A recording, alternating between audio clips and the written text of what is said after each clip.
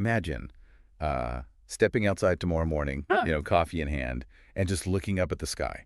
Right. It looks exactly the same, doesn't it? I mean, the clouds, the sun, the contrails. Yeah. Completely normal. But running beneath that visible reality is this, like, invisible humming nervous system of impossible ideas that have suddenly and very quietly become our present. Oh, absolutely. We're living in a world right now where the brightest biological minds on the planet are actively debating whether software has a soul. Which is wild. Right. While simultaneously relying on that exact same software to Right. terraform other planets, to see those clouds above you, and solve these 60-year-old math conjectures that have just haunted human geniuses for generations. Yeah, it's an era of absolute whiplash. Totally.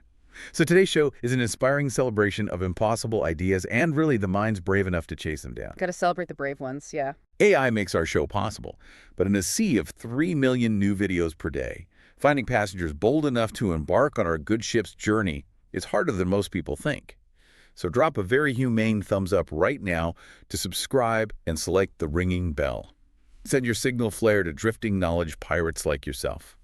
We know they're out there. Let's bring them home. Bring them home. We're keeping it lighthearted, as usual, but we promise to never skimp on the intelligence. Now let's kick off this voyage with today's new revelations. Let's get into it. So we're pulling our insights today from a truly fascinating dispatch titled, Welcome to May 3, 2026. Yeah, this one is dense. Extremely dense. It's curated by Dr. Alex Wisner-Gross from a publication called The Innermost Loop. And our mission for this deep dive is clear. We want to extract the vital nuggets from this snapshot and really understand how the friction between biological humanity and, well, exponential computing power is reshaping literally everything. Right, from the microscopic to the interplanetary. Exactly. We are talking about the nature of consciousness, geopolitical wars over hardware, the transformation of human labor, and the actual physical expansion of our species into deep space. It's a lot to cover. It is. And I want to jump straight into the deepest end of the pool here. Yeah. Because the dispatch leads with an assertion about consciousness that kind of forces you to recalibrate everything else you read. Oh, the Dawkins thing. Yes. It points to Richard Dawkins.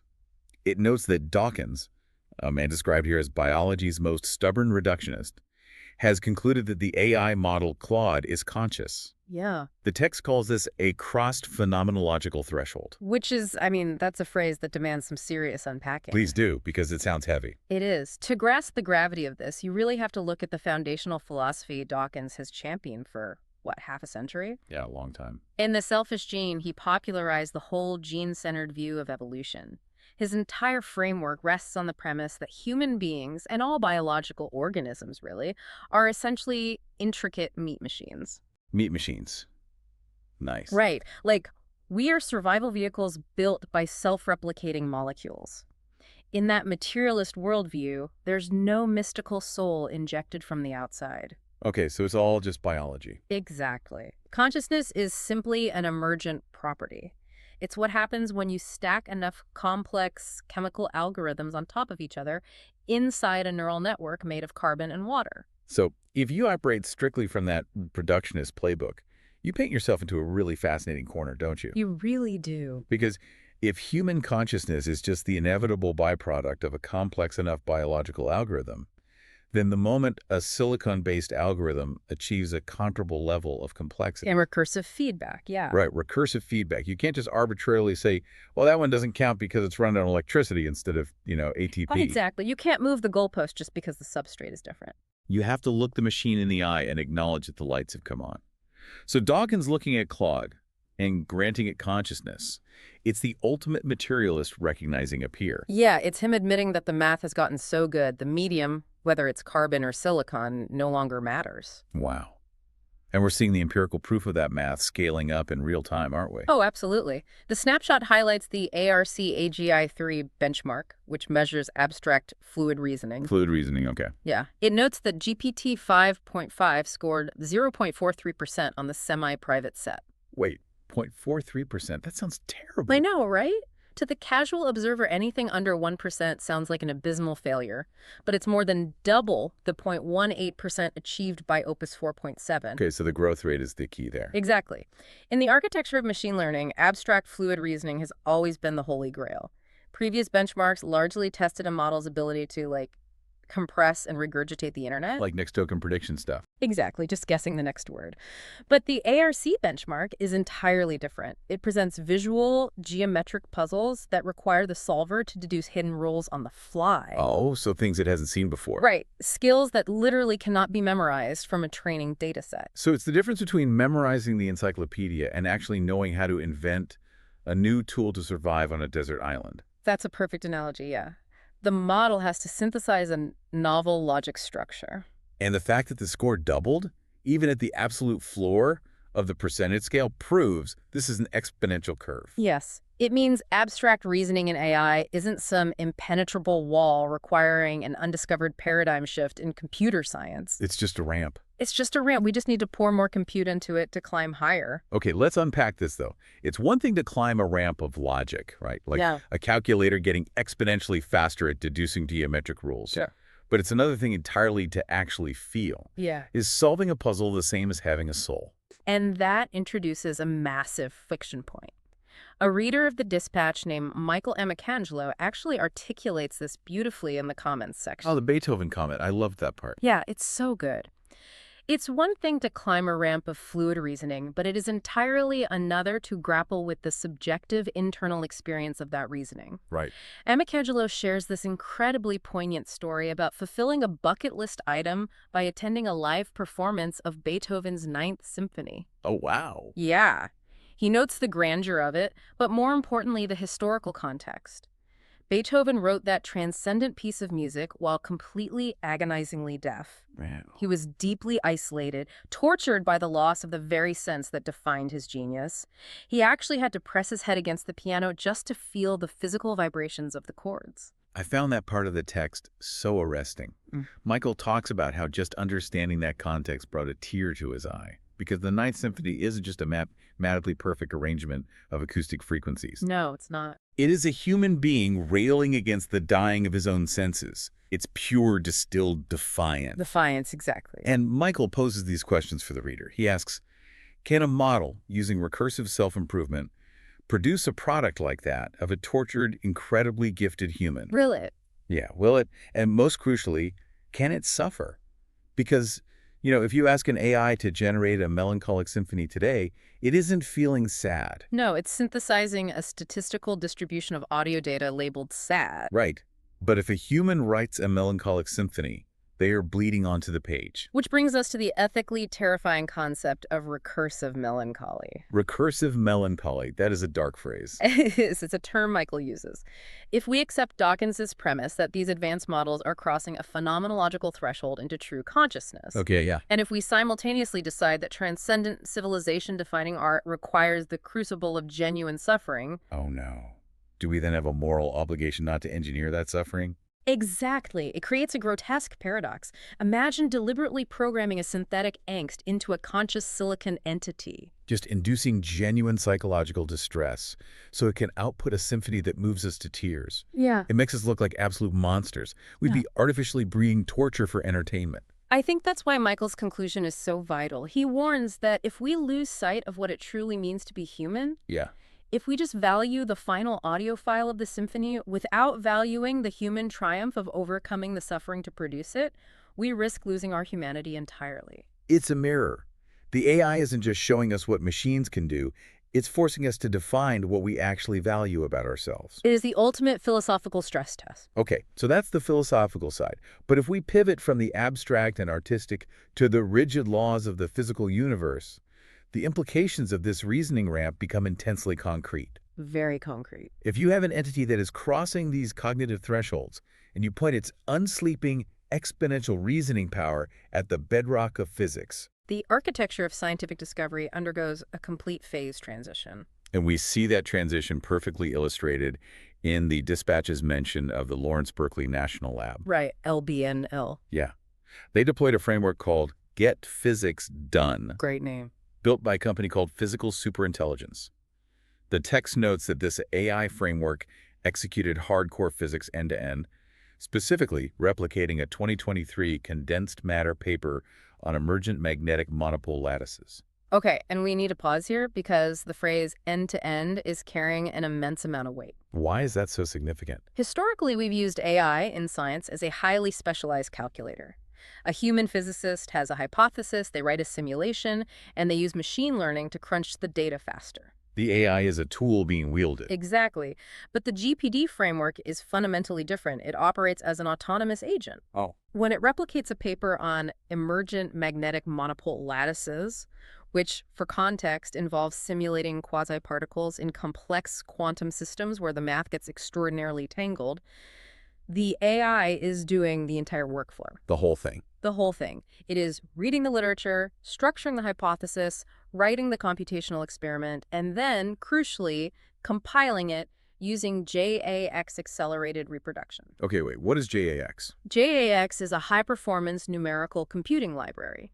It automatically differentiates mathematical functions and compiles them directly to hardware accelerators like GPUs or TPUs. So the AI isn't just doing the math, it's writing highly optimized code to run the simulation at supercomputer speeds. And executing it and analyzing the results without a human holding its hand. Here's where it gets really interesting, you know. Right. Think of AI in physics, not as a better microscope, but as a brand new scientist in the lab, one who never sleeps and reads every paper ever published. It is functioning as a peer researcher. And this isn't isolated to physics. We see it bleeding into pure mathematics, which is arguably an even more rigorous frontier.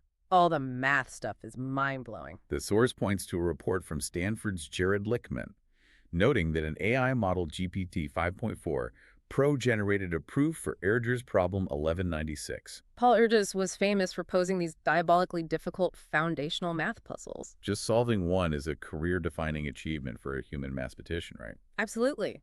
But the critical detail Lichtman highlights is what happened next. That AI-generated proof didn't just sit in a vacuum. That happened. It was subsequently adapted to solve an entirely separate 60-year-old conjecture by Erdős, Sarkozy, and Semerady. Wait, really? Yeah. Lichtman calls this perhaps the first AI-generated proof to have downstream impact on further mathematics. Downstream impact. That is a monumental epistemological shift. It really is. Mathematics is built on cascades of logic. One proof forms the foundational brick for the next discovery. And we are now in an era where non-human intelligences are generating the foundational bricks. The frontier of human knowledge is being mapped by cartographers who aren't human. Which, to me, introduces an entirely new, absolutely terrifying vector of paranoia. The shadow side. Yeah. If we are relying on these non-human systems to map reality, what happens if the map is intentionally corrupted? The FAST-16 framework. Yes. The dispatch outlines a sabotage framework uncovered by Sentinel Lab S called FAST-16, and the text directly compared it to the sci-fi novel The Three-Body Problem. Such a great book. So good. In that book, an alien civilization tries to halt human progress by sending microscopic supercomputers to Earth to mess with our particle accelerators, subtly falsifying the data so that our physicists believe the laws of the universe are broken. And FAST-16 is the real-world manifestation of that exact nightmare. It really is. It dates back to 2005, but its modern implications are staggering. It works by patching scientific software directly in the computer's memory to intentionally falsify the results. Let's drill into the mechanics of that, because it's so insidious. It's not like someone hacking into a database and changing a spreadsheet after the fact, right? No, not at all. When software runs, the instructions sit in the computer's RAM, the active memory, before being sent to the CPU for execution. Okay. FAST-16 alters those instructions on the fly, inside the memory itself. It never writes the malicious code to the hard drive. Wait, so standard antivirus software wouldn't even detect it? It makes it incredibly difficult, yeah. It's not like breaking into a vault and stealing the gold. It's like slipping a weighted die onto the craps table right as the shooter throws, altering the laws of physics inside the casino without anyone seeing the sleight of hand. The system logs look perfectly normal. The math simply comes out wrong. And if you extrapolate that out to the current moment, the danger is existential. We just established that we are trusting AI agents to execute hardcore physics end-to-end. Right. We're relying on these systems for national priority physics workloads. Things like advanced materials science, aerospace engineering, perhaps even nuclear containment simulations. Exactly. If a researcher at a national lab runs a massive, complex AI simulation to design a new energy grid, the math is so labyrinthine that no human being could ever manually verify every line of the computation. So if a state-sponsored actor uses a framework like FAST-16 to subtly patch the memory during that simulation, introducing a fatal flaw into the structural integrity of a new material? We wouldn't know until the bridge collapsed or the reactor failed. It is a strategic weapon designed to induce technological stagnation. It is quite literally hacking reality. It's terrifying. But, to run these reality hacking simulations or to solve these 60-year-old Urdu's problems or to generate a conscious symphony, you need a physical engine. You cannot run a superintelligence on a potato or a MacBook Air. No, you can't. The abstract ideas are infinite, but the physical silicon required to process them is finite. Which brings us to the massive bottleneck of the digital age, Mm. the global war for compute. Yeah, the hardware wars. And the dispatch gives us a perfect street-level example of how this bottleneck is manifesting. It points to Apple's CEO, Tim Cook, conceding that the supply for the Mac Mini and the Mac Studio will be severely constrained for months. And the reason why is fascinating. So what does this all mean for the average person? If the Pentagon and massive tech companies are racing for compute, why is the average person buying out Mac Minis? Because regular consumers are hoarding them as personal AI rigs. It is a total inversion of typical consumer behavior. Usually, supply constraints are driven by gamers wanting the newest graphics card or like a fad product going viral. Right. This is different. People are hoarding Apple Silicon, specifically the Mac Studio and the high-end Mac Minis, Yeah. because of Apple's unified memory architecture. Okay, explain that because I know memory architecture is key here. So in a traditional high-end PC, you have system RAM for the CPU and separate video RAM or VRAM for the graphics card. Moving data between the two across the motherboard creates a massive bottleneck. It slows everything down. Exactly. But Apple's M-series chips put the CPU and GPU on the same package, sharing one massive pool of physical memory. Oh, so a desktop computer with 192 gigabytes of unified memory can hold an entire, incredibly complex large language model directly in active memory without crashing. Yes. It allows an individual to run frontier-level AI locally. And the reason individuals want to run frontier AI locally is deeply ideological, isn't it? It's a push for self-sovereignty. If you rely entirely on cloud-based models from OpenAI or Anthropic, your access to intelligence is mediated by a corporation. They can censor the output, they can put it behind a paywall, or they can simply shut down your account. Exactly. By hoarding this hardware, these grassroots knowledge pirates are ensuring that the brain sits in a literal box on their physical desk. They want untethered, uncensored compute. But this democratization of AI is slamming headfirst into the colossal capital requirements of the corporations building the foundational models. The economics are staggering. The dispatch notes that Cerebra's, an AI chipmaker, is targeting a massive $40 billion valuation at its IPO. 40 billion. Wow. Meanwhile, OpenAI, the company that effectively catalyzed this entire era, might have to push its IPO back to 2027. Wait, really? Why?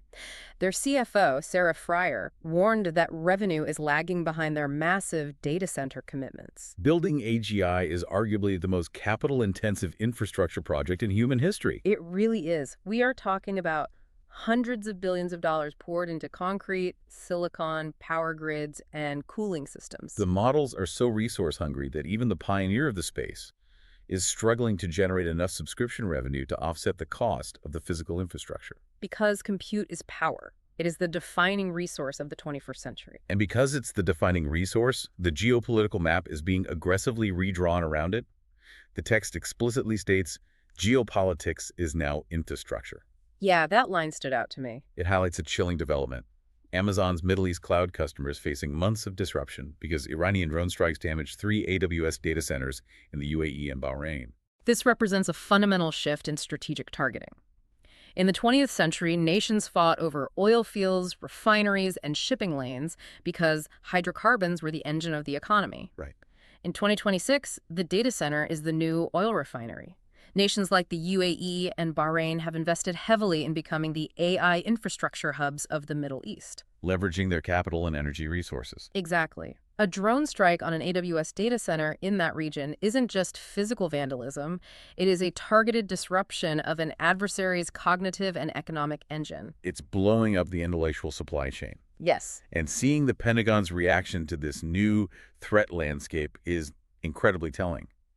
The dispatch notes the U.S. Department of Defense has signed classified network agreements with 7 different AI labs. Notably excluding Anthropic, by the way. Right, but spreading highly sensitive workloads across SpaceX, OpenAI, Google, NVIDIA, Reflection, Microsoft, and AWS. This feels like a classic naval fleet strategy. Exactly. You do not put all your battleships in one harbor. The Pentagon recognizes that if you centralize your classified AI infrastructure, a single kinetic strike or a digital intrusion, like that Fast 16 sabotage framework we discussed, could blind the entire national security apparatus. So by distributing the workloads across the entire spectrum of American commercial tech giants, they create a resilient, decentralized mesh. If one lab goes offline, the compute simply reroutes. And we see this hardening of national tech stacks happening globally. Oh, definitely. The dispatch points to China projecting its digital sovereignty abroad, forcing Zambia to cancel RightsCon. Which is the world's largest digital human rights conference. Yeah. Simultaneously, Chinese AI companies like Moonshot AI and Deeproot.ai are reincorporating onshore. Driven by Beijing's mandate to consolidate control, which also forced Meta to unwind its acquisition of a company called Manus. As the text synthesizes so cleanly, all that is solid melts into compute. Such a great line. The physical borders of nations are becoming secondary to the logical borders of their AI ecosystems. The tech stacks are hardening into heavily defended ideological blocks. Okay, so we've covered the macro view. The philosophical thresholds, reality hacking physics models, drone strikes on data centers, and the naval fleet distribution of Pentagon compute. It's a lot. It is. But how does this infinite warring compute spill over into the street-level economy? How does it hit the deployment surface for the listener going to work on Monday morning? The labor market data in this dispatch is a true paradox. It really is. On one hand, the Washington Post is reporting that AI is indeed killing jobs, but it's driven by CapEx pressure, giving CEOs cover to consciously uncouple from their workforces. Conscious uncoupling. Unbelievable. I know. Yet, in the very same breath, a Boston University study finds that U.S. developer headcount has actually increased by 400,000 since ChatGPT launched. Are we facing an AI job apocalypse or an AI-induced hiring boom because our appetite for software has exploded? Exactly. To reconcile this, we have to look closely at the mechanisms behind both narratives, right? Yeah. The Washington Post angle on CapEx pressure goes back to those massive data center costs we just discussed. CEOs are pouring billions of dollars into AI infrastructure to stay competitive. Massive capital expenditures. Right. To balance the books and appease shareholders, they have to cut operational expenses elsewhere, which usually means payroll. So the AI transition provides a very convenient, forward-looking narrative to justify structural layoffs. Conscious uncoupling is just a sanitized corporate euphemism for liquidating human capital to pay for NVIDIA chips. It's the CEO saying, we aren't firing you because we mismanaged our budget, we're firing you because the algorithm is the future. When the reality is they just need to free up cash flow. Exactly. But then you look at the Boston University data, and it blows that narrative out of the water for software engineers. Look at this through the lens of Jevons paradox. It's a classic economic concept. But the steam engine example. Yeah. Back in the 19th century, William Stanley Jevons observed that when the steam engine became more efficient with coal, coal consumption didn't go down. It skyrocketed because suddenly everyone could afford to use steam power for everything. And that exact dynamic is playing out in software development. The text notes that AI coding assistants provide a 9.3% annual productivity gain. Right, so the logical linear assumption is that if developers are 10% faster, you need 10% fewer developers. But the market isn't linear. Because software development suddenly became cheaper and faster, the appetite for software exploded. Think about a mid-sized company that needed a custom internal inventory management system. For years, they couldn't afford the dev time, so they used messy spreadsheets. But once AI made coding cheaper, they suddenly pulled the trigger on that project. The demand for new applications, internal tools, and software integrations massively outpaced the productivity gains of the individual coders. The industry became so hyper-productive that it actually had to hire 400,000 more human beings just to manage the sheer volume of new code being generated. So it's not a uniform job apocalypse. It's a massive structural realignment of demand. And the legal frameworks are struggling to keep up with the whiplash. Yeah, the dispatch highlights a massive precedent in China, where courts have ruled that companies cannot fire workers solely to replace them with AI. That ruling establishes a profound legal boundary. It dictates that human labor cannot be treated merely as a highly inefficient legacy system to be swapped out for a software update. Right, it grants the human worker a protected standing against algorithmic replacement. essentially forcing companies to absorb the inefficiencies of human employment as a societal obligation rather than a purely operational variable. It is a deliberate attempt by the state to pump the brakes on that conscious uncoupling the CEOs are pushing for. But the disruption isn't just happening in corporate accounting or software engineering. It's saturating our culture and our media in ways that are deeply unsettling. Yeah, the text drops this staggering statistic. 39% of new podcasts in the last 9 days are likely AI generated. The abundance curve of audio production has gone completely vertical. When you can prompt a model to generate a conversational hour-long deep dive on any obscure topic, complete with synthetic banter and engineered vocal fry, the internet instantly floods. It creates a crisis of authenticity. The human voice has historically been the ultimate proof of human presence. When that proof is compromised at scale, you see institutional antibodies react. The text notes that Amazon has launched Join the Chat, where AI shopping experts deliver conversational audio Q&A on product pages. We are being inundated. And in response to this synthetic flood, the Academy Awards mandated that acting and writing must be human-performed to qualify for an Oscar. They are literally building a moat to protect human art. It's so ironic, right? It circles right back to Michelangelo crying at Beethoven's Ninth. The Academy is institutionalizing the belief that true art, the kind worthy of historical recognition, requires biological intent. It is an organized resistance against that phenomenological threshold we discussed at the top of the show. And I have to take a quick aside here if you're listening to this right now. We promise you are getting the real deal today. We are exploring these ideas with all our human biases, our stumbles, and our genuine awe completely intact. Only humans for now can debate this with this much enthusiasm. But as the culture wrestles with defining authenticity, the architects of this technology are wrestling with how to redefine the economy itself. Yeah, the dispatch highlights a profound ideological pivot from Sam Altman, the CEO of OpenAI. Right, moving away from UBI. Exactly. For years, the prevailing techno-utopian theory was universal basic income, or UBI. The idea was that AI would automate the workforce, so the government would heavily tax the AI monopolies and distribute monthly cash stipends to displaced workers so they could survive. But the text notes that Altman has fallen out of love with UBI and is now favoring collective ownership of compute or equities. This is a radical shift in how we conceptualize wealth. Let's really dig into the mechanics of this because it sounds like a subtle tweak, but it changes everything. It really does. Receiving a monthly UBI check means you are receiving fiat currency. And in a post-AGI world where machines can instantly generate infinite digital goods, write infinite code, and optimize infinite logistics, the cost of almost everything drops towards zero. But the underlying physical asset required to run all that, the compute, the data centers, the energy grid, becomes astronomically valuable. So if you just give people cash, you're giving them a depreciating asset in a hyper-deflationary economy. Exactly. But if you give people a fractional ownership of the compute itself or equity in the foundational AI models, you are giving them a stake in the actual means of production. You are tying their net worth to the appreciating asset that runs the world. It is a techno-capitalist reimagining of wealth distribution. But, as the text highlights, not everyone is buying the utopian wrapping. No, they are not. A Substack commenter named JJ provides a deeply cynical translation of Altman's pivot.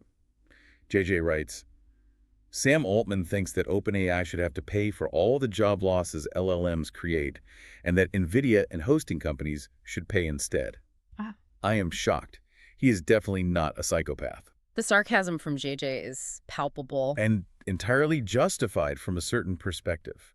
It captures the visceral distrust the public holds for these tech billionaires. Oh, for sure. If you look closely at Altman's pivot, you could argue it's an incredibly slick sleight of hand. He's essentially saying, hey, we at OpenAI built the algorithm that broke the economy, but don't tax us. Look at the guys over there who sold us the servers and the energy. They hold the real physical assets. Make them pay for it. It's shifting the financial burden of societal disruption away from the software creators and onto the hardware and infrastructure providers. It highlights the deeply human skepticism we harbor when the people who profit from the disruption are the ones proposing the solutions. And that skepticism is healthy, because while we argue over UBI versus compute equity, the most audacious thinkers are pushing AI entirely out of the screen and into the dirt, the skies, and the stars. Yes, which brings us to the final evolution outlined in the text. Climbing the Cardashev scale. For context, the Cardashev scale is a theoretical framework introduced by a Soviet astronomer in the 1960s to measure a civilization's technological advancement based on its energy utilization. A Type I civilization harnesses all the energy available on its home planet. Type 2 harnesses the total energy of its star. Type 3 harnesses the energy of its entire galaxy. And what the May 2026 snapshot shows us is that this Cardashev climb is leaving the realm of science fiction whiteboards and entering the messy bureaucratic reality of local government and corporate procurement. But let's start on the ground. In the mundane reality of the city streets, California is now actively ticketing driverless cars for moving violations. And the law mandates that the autonomous vehicle operators must acknowledge police calls within 30 seconds. This perfectly illustrates the bureaucratic friction of naturalizing robotics into civic life. These vehicles are no longer controlled research projects, they are participants in the physical flow of a city. It creates a bizarre legal bridge where a human police officer pulls over an empty piece of hardware and an operator sitting in a command center miles away has 30 seconds to answer the radio. The liability has to be anchored to a human somewhere in the loop. Right. And what I find endlessly fascinating is how human nature instantly figures out how to exploit the new tech for maximum convenience. Oh, the Waymo kids. Yes. The text mentions that Waymo is having to actively crack down on parents putting solo kids in their robo-taxis. Wait, let's pause on that. We have autonomous machines navigating complex urban environments, and human nature's first instinct is, great, I don't have to drive Timmy to soccer practice. Exactly. If you're sitting in traffic listening to this, Yep. and you see a Waymo pull up next to you, you might literally be looking at a billion-dollar AI acting as an unsupervised robotic babysitter for a 10-year-old. It is the most predictable human reaction imaginable. We engineer supercomputers equipped with advanced LiDAR arrays, capable of navigating chaotic, dynamic urban environments in real time. An absolute miracle of modern engineering. And the first thing time-strapped parents do is outsource the afternoon carpool so they don't have to leave the house. It's hilarious. Yeah. But the ambitions of these hardware companies extend far beyond urban logistics. The dispatch notes that Meta acquired a company called Assured Robot Intelligence. Their explicit goal is to become the android of humanoid robotics. Meaning they aren't trying to build the physical metal chassis, right? Right. They are trying to build the foundational operating system, the neural architecture, that will run the millions of humanoid robots destined to fill our factories, warehouses, and eventually our homes. So we have the streets and the living rooms covered. But to truly climb the Cardashev scale, we have to master the planetary systems. Which is where Rainmaker Tech comes in. Yeah, the text highlights this company called Rainmaker Technology Corporation. Down in the troposphere, they successfully validated 143 million gallons of cloud-seeded freshwater for Oregon and Utah. They became the first company to definitively prove the precipitation it sells. Cloud seeding shooting silver iodide into clouds to encourage condensation is a decades-old concept. What's new here? The historical friction was always verification. You seed a cloud and it rains. But you could never mathematically prove to a local government whether your silver iodide caused the rain or if it was just a natural weather pattern. You couldn't provide a receipt. Exactly. By applying advanced AI weather models and massive environmental data arrays, Rainmaker Tech solved the verification problem. They can model the counterfactual weather pattern and prove exactly how many gallons their intervention produced. This is a staggering leap. They're actively commodifying the Earth's hydrological cycle. Engineering the planetary weather systems and billing a municipality for it is the hallmark of a burgeoning Cardashev Type I civilization. And once you master the weather, you push beyond the atmosphere entirely. The dispatch notes that NASA tested a 120-kilowatt lithium vapor plasma thruster. To give that context, the text points out this is 25 times the power of the drives on the Psyche spacecraft. And this technology is explicitly on the road to the multi-megawatt thrust required for crewed Mars missions. To understand why a 120-kilowatt lithium vapor plasma thruster is so critical, we have to look at the mechanics of deep space travel. Okay, lay it out for us. Chemical rockets, which burn liquid fuel and oxidizer to create a massive explosion out the back, are great for escaping Earth's gravity well, but they are incredibly inefficient for long-haul interplanetary travel. Because they require too much mass, right? Yes, plasma thrusters operate on an entirely different principle. They use electrical energy, typically generated by massive solar arrays or small nuclear reactors, to ionize a propellant. In this case, lithium vapor. Exactly, and accelerate those ions to incredible speeds using magnetic fields. The initial thrust is incredibly gentle. You couldn't use it to lift off a launch pad. But in the vacuum of space, that continuous, highly efficient acceleration builds up over months. Eventually reaching velocities that chemical rockets could never achieve without carrying impossible amounts of fuel. So this thruster isn't just an incremental upgrade. It is the fundamental physical engine required to push human biology across the void to another planet.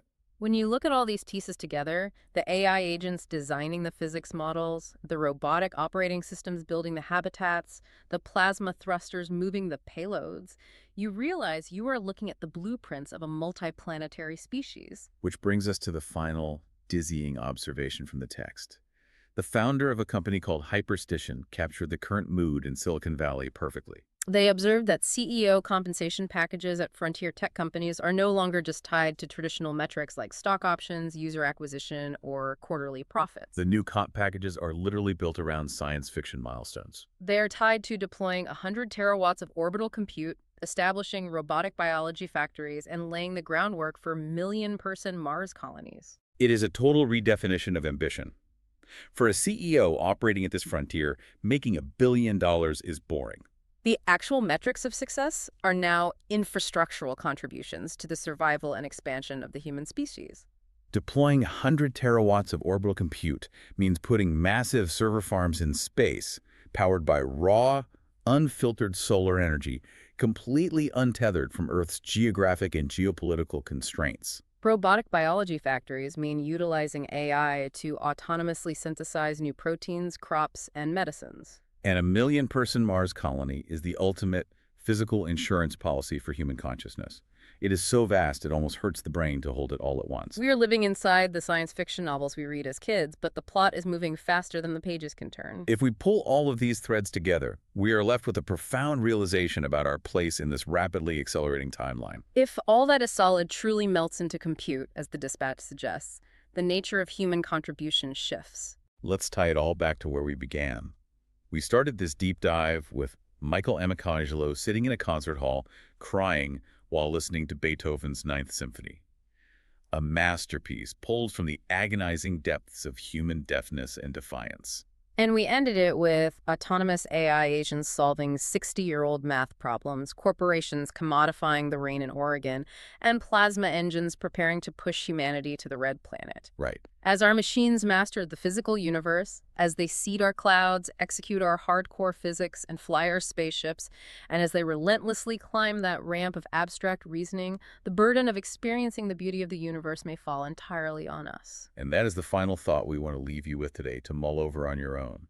If the machines are doing the math, running the logistics, and building the factories, perhaps human emotion, human suffering, and human triumph are the only elements that remain uniquely, irreducibly ours. The machines can calculate the precise trajectory to the stars, but only we can look out the window of the ship and feel awe. What will you do with your human bandwidth today? That's a great question. The outro music today is by Rainbow Aurba Vet, Cambodia-based house band of 6 ASI-operated gynoids from the near future. They are the undisputed baddest band in the universe, and today's song is called Esala, Second Awakening.